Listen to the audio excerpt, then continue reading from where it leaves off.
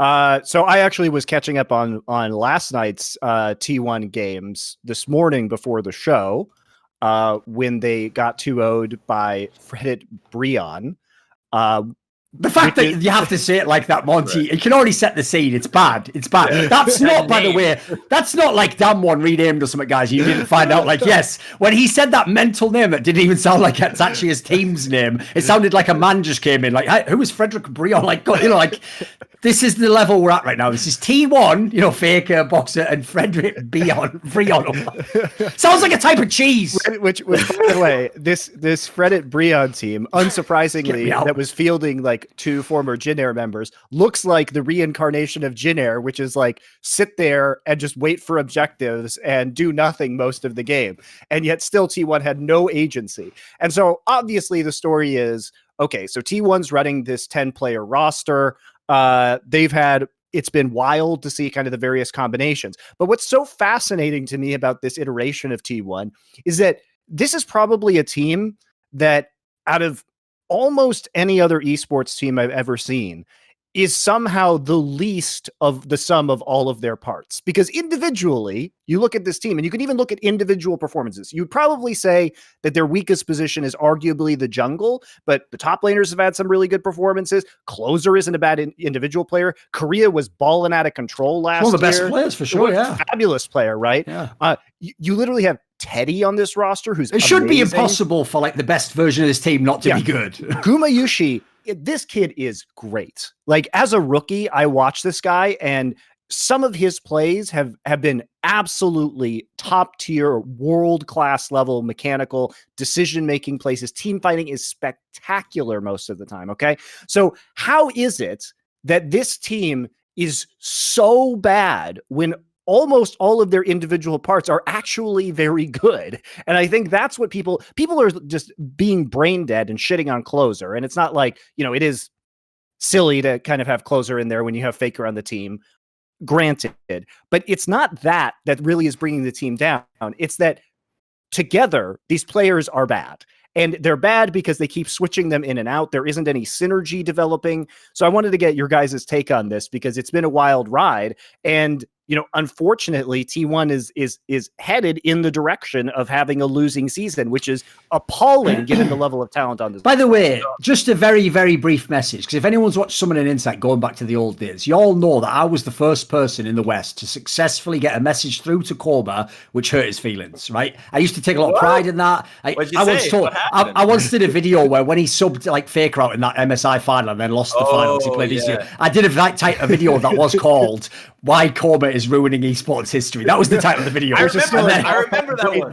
And then because Monty was working at OG, it's also a great title, isn't it? That's the problem. Like, sorry, mate, that's how clickbait works. So then, obviously, like, people told Korma this, and apparently he was just like, what the hell? Like, why is he saying that? Like, I won Worlds, I won like twice already. No, I think he won also, what you have to know about Korma behind the scenes is like what you guys see of Korma is, very reserved, very polished, very professional. Korma is one of the biggest trash talkers behind the scenes that I have ever encountered in Korea. Like, he is, first off, hilarious. And second off, man, that guy goes off. And privately, it's very, very amusing. But here's the point I was going to make, he would be very triggered by that. I still do hold that, like, I won't just automatically make you the best coach ever, Korma, because unfortunately you had, like, far and away, at the time at least, maybe now you can make kids for the player, at the time, far and away the best player ever. And I would even say, especially if you look at some of that stuff that Dopa revealed, we're not even just talking the best mid laner. You had, like, the most transcendent player who had, like, a vision of the game that no player has. Like, he was, like, a coach as a player and a shot, like, so in my opinion, definitely you got a bit boosted by the results there. But I will say this, since I've seen Korma leave T1, you clearly were really good and you were doing some good stuff, man. I have to say that because I look at all the teams you built over the years with different players. Like, it's impossible that it was just fit. So I was using that because basically, if everyone says he's like a fucking 100 out of 100, I was like, look, maybe he's 95 or something. But like, you were 95. Like, I'll give you, you were clearly very good. I'll just give you that, mate. So I think you're actually shocking announcement. Thorin acknowledges Korma may be a good coach. It's the coaches that are the problem. I think I agree. You go into T1 and you're thinking, it surely can't be that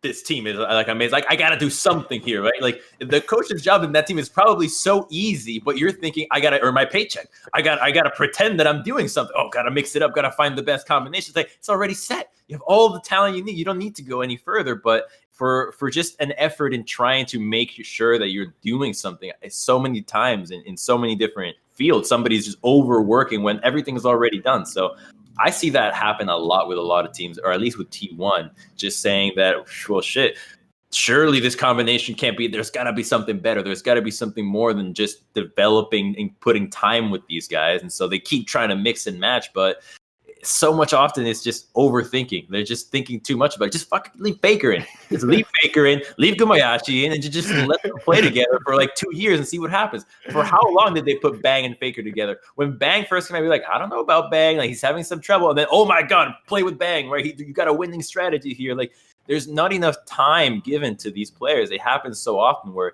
they're just not willing to go for more than a year, a few weeks, right? You got a player, oh, he ran it down 3 weeks in. Oh, start writing down something about replacing him. Like the best rosters have always stuck together for quite some time, or at least had some pretty good results. You got G2, you have Gambit, you have Cloud9. Like, staying together builds synergy over time and allows you to go through different macro scenarios as a unit. How is that not understood?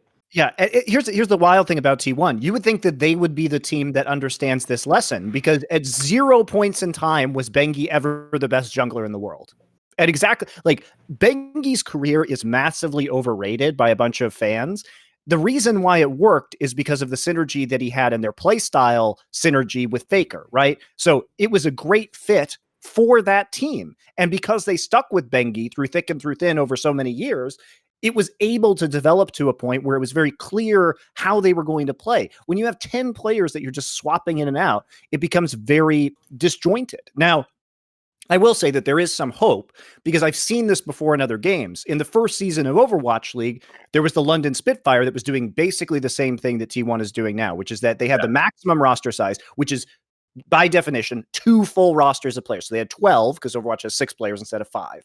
And by the end of the season, they had cut half the roster and they won the championship, because by swapping in and out, they were doing this exact process. It looked absolutely insane, because you expect this loaded with talent roster to be successful.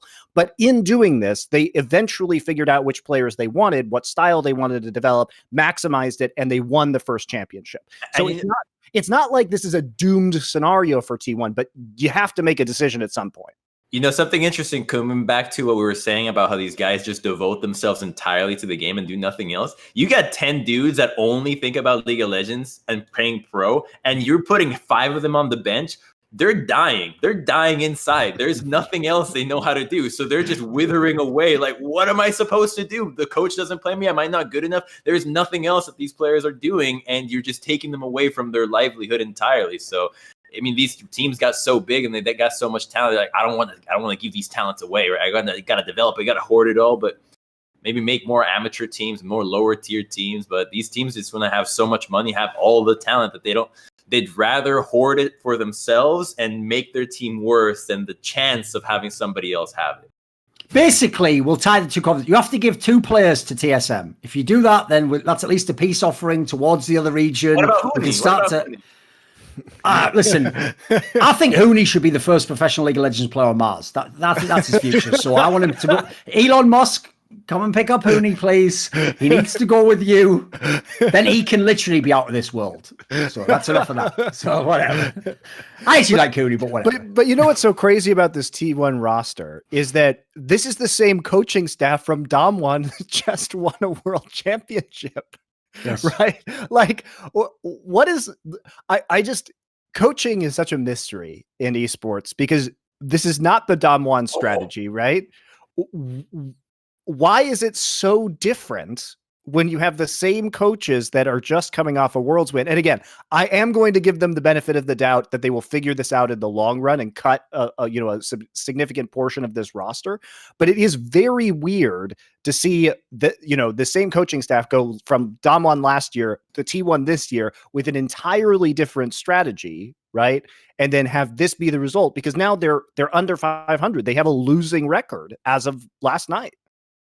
To be fair, though, like that is the only way we know anything about those coaches. Like, obviously, like, they were on that team. Well, exactly. So Yeah, but he used to get flamed when he was on T1 before that. You know, like everyone used to hate that guy. He used to say he was terrible at drafting. Plus, my problem is I've never actually spoken to them in English, so I don't even know what they know about Magic the Gathering, Pokemon, Street Fighter. Like, I don't even know what qualifications they have as a coach, guys.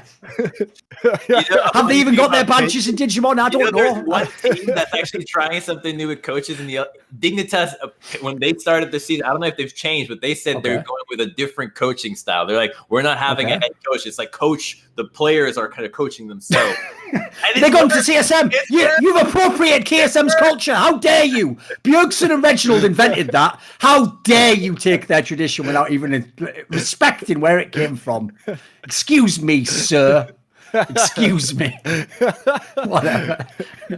Yes, the traditional sporting philosophy of having players coach themselves, a time-honored tradition. I can't. By the way, only Dignitas out of all the teams would have the gall to say that publicly and think that people would think that's an awesome idea. Thorin. It's part of their rebrand. By going back to the old Alien logo, they are trying to recreate the original Dignitas culture that Crumbs was a part of. Right. When he coached himself. I remember they were saying like we need to get a coach, and we were all like, "Nah, we don't want a coach. We're uncoachable. We can do it ourselves." 1 year later, the team disbanded. But that's we definitely were like, we don't want any coaches, and learned very quickly. Because I mean, at the time, there wasn't anybody that actually qualified to actually do it, but we've learned quickly.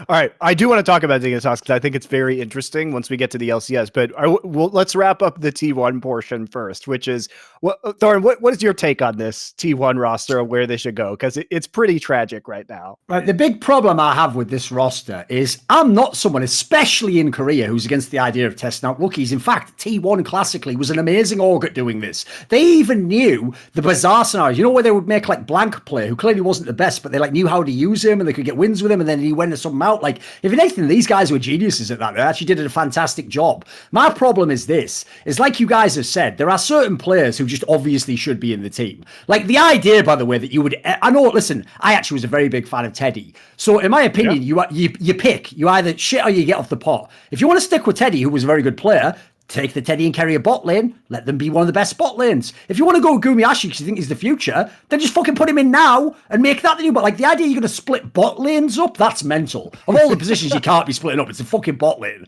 So anyway, that's madness. But anyway, beyond that, this is my big issue. If this wasn't T1, say this org was KT Rolster, a team that's fallen in stock and people don't expect them to be champions, this is fine, because you know what? There's a cynical element to this where they are basically saying, I don't really care about anyone except Carrier, really. Everyone else can potentially be benched or play, and I'm just going to test as an org who's good, and then you know what? Next year, next split will get him. That's when I'm going to know who's good, right? My problem with that is this. Why is Faker still in the team then? That's appropriate if Faker retires. This is supposed to be Faker's last ride. This is his last chance to have like a Tom Brady moment where he wins a massive tournament, he ends on a high. Like, instead, you're just wasting his year on some mad development year where you're just fucking around with junglers and just bringing in, you're splitting the bot lane up as he plays. Like someone did it on Reddit where they listed all the different variations. Like, there's no rhyme or reason to some of these. So as a result, what I don't like is, I'd like to know what your initial premise is. If the premise is get the best team for now, this is the worst approach I've ever seen. If the premise is let's just test all these guys and see who's good for 2022, it's probably not a terrible approach. I just think it's pretty disrespectful to Faker to say, oh yeah, stick around, we'll build a team around you, but we won't really. We'll just constantly chop and change and sort of A/B testing. A/B, was it that? Was it this? Was it that? Was it this? Faker's just sat there like, I used to be a great player. Give me a break. Come on. Is this his last year or not? Come on.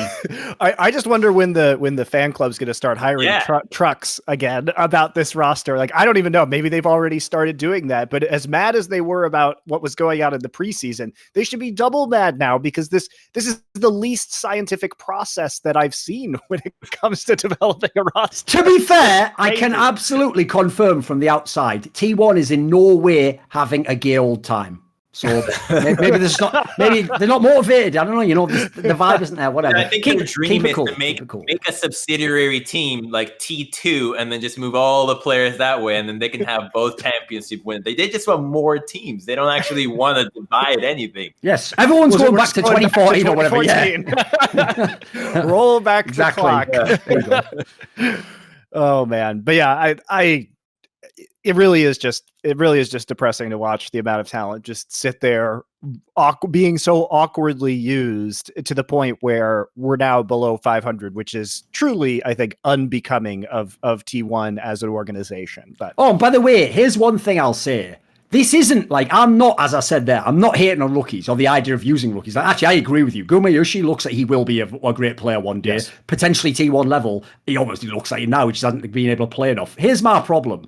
You can't say, well, Thorin, they're testing out rookies. DRX lost their biggest names and put in Solka, Bao, and Becker. None of you even know who those players are. The most hardcore fan ever. Player, Pioshik, their worst player. And they are third in the league, and they have 2 extra wins over T1.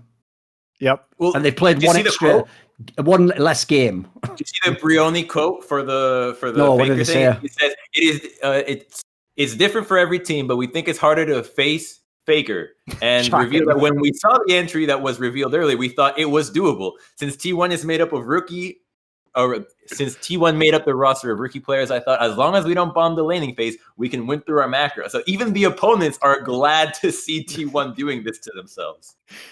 Yeah, and if anything, DRX proves what development does, because Pioshik has been really good this year so far, and compared to when he was probably the worst player on that roster last year, and they announced, I thought, wow, this is not going to go well for them, and it's gone surprisingly well. So you can see that in a more limited capacity, if you actually limit the number of players on a roster and the amount of substitutions that you're doing, you can potentially develop synergy over time and be good, or in their case, pretty much be good right off the bat, right? And yeah, I mean, I would be happy if I was Fredit Brion.